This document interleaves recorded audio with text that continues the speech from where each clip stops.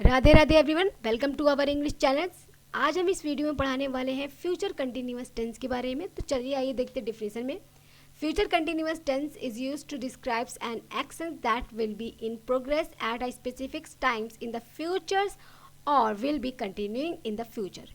सो guys, ये English में लिखा है, ये नीचे हिंदी में भी लिखा है। जिसको जिसको प्रॉब्लम होगी वो हिंदी में भी देख सकता है। फ्यूचर कंटिन्यूअस हम उसे कहते हैं जो भविष्य में चलने वाले काम हो, उसे हम फ्यूचर कंटिन्यूअस टेंस कहते हैं। मैं आपको एग्जांपल देती हूँ।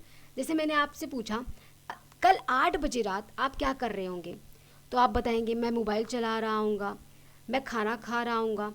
तो ये जो काम है ये भविष्य में है, ये वर्क जो है भविष्य में है और कंटिन्यू है, मतलब जारी रहेगा। ऐसे सेंटेंस में हम फ्यूचर कंटिन्यूअस टेंस यूज़ करते हैं। अब मैं आपसे और एग्जांपल देती हूँ। जैसे मैं आपसे पूछूं कि कल आपकी मम्मी सुबह 7 बजे क्या कर रही होंगी, तो आप जवाब देंगे मेरी मम्मी सुबह 7 बजे खाना पका रही होंगी। तो ये क्या हो गया, हमारा फ्यूचर कंटिन्यूअस टेंस हो गया। आई होप कि आपको क्लियर हो गया होगा। चलते हैं नेक्स्ट पे। ये है फ्यूचर का अफर्मेटिव। सबसे पहले आएगा सब्जेक्ट, फिर विल बी, फिर वर्ब की आईएनजी फॉर्म, फिर object. Negative subject plus will not, ये विल नॉट का शॉर्ट फॉर्म है। फिर बी, फिर प्लस, फिर वर्ब की ING form plus object. Interrogative देखते हैं। सबसे पहले क्या होगा, विल हो जाएगा, फिर सब्जेक्ट, फिर बी, फिर वर्ब की आईएनजी फॉर्म, फिर ऑब्जेक्ट। अब निगेटिव इंट्रोगेटिव। इंट्रोगेटिव का निगेटिव कैसे बनाएंगे, सबसे पहले आएगा विल, फिर नॉट। विल नॉट को हम शॉर्ट में ऐसे लिख सकते हैं। फिर आएगा सब्जेक्ट, फिर बी, फिर वर्ब की फर्स्ट फॉर्म, फिर ऑब्जेक्ट। सो ये है हमारा अफर्मेटिव का एग्जाम्पल। ये है क्वेश्चन, मैं कल पढ़ रहा हूँगा। तो आप I will be studying tomorrow. वह रात का खाना बना रही होगी। She will be cooking dinner. सबसे पहले आएगा सब्जेक्ट, फिर हेल्पिंग वर्ब, फिर वर्ब, फिर ऑब्जेक्ट। आई होप कि आपको क्लियर हो गया होगा। वे क्रिकेट खेल रहे होंगे। They will be playing cricket.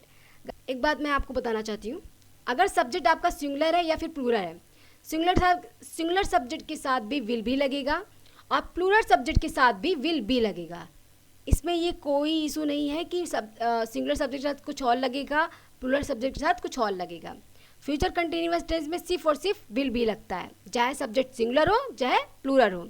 Negative का देखते हैं। Subject will not B plus verb की आईएनजी फॉर्म प्लस ऑब्जेक्ट। मैं नहीं सो रहा हूँगा। तो सबसे पहले क्या आएगा, subject I will not be sleeping. वह खाना नहीं बना रही होगी। She will not be cooking. वे फुटबॉल नहीं खेल रहे होंगे। They will not be playing football. हम कल यात्रा नहीं कर रहे होंगे। We will not be travelling tomorrow. वह अखबार नहीं पढ़ रहा होगा। He will not be reading the newspaper. आते हैं इंट्रोगेटिव पे। सबसे पहले होगा विल, फिर सब्जेक्ट, फिर प्लस वी प्लस वर्ब की आईएनजी फॉर्म प्लस ऑब्जेक्ट। क्या तुम आज रात पढ़ रहे होगे।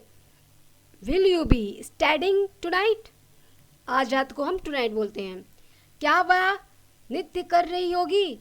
Will she be dancing. क्या वे हमारा इंतजार कर रहे होंगे।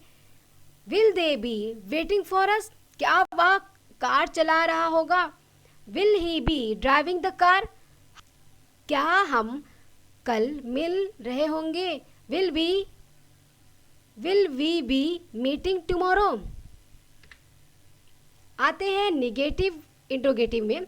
सबसे पहले होगा विल नॉट को शॉर्ट फॉर्म में ऐसे लिखते हैं, subject plus V plus verb की आईएनजी फॉर्म प्लस ऑब्जेक्ट। क्या तुम कल नहीं आ रहे होगे। Will you not be coming tomorrow. क्या वह पढ़ नहीं रही होगी। विल, सबसे पहले क्या होगा, विल होगा, फिर सब्जेक्ट, फिर नॉट, फिर बी, फिर वर्ब की आईएनजी फॉर्म। क्या वे खेल नहीं रहे होंगे। Will they not be playing. क्या वह सो नहीं रहे होंगे। Will he not be sleeping. So guys, आज के लिए बस इतना ही। ये हमारा फ्यूचर कंटिन्यूअस टेंस के बारे में। अब मिलते हैं नेक्स्ट वीडियो में। राधे राधे।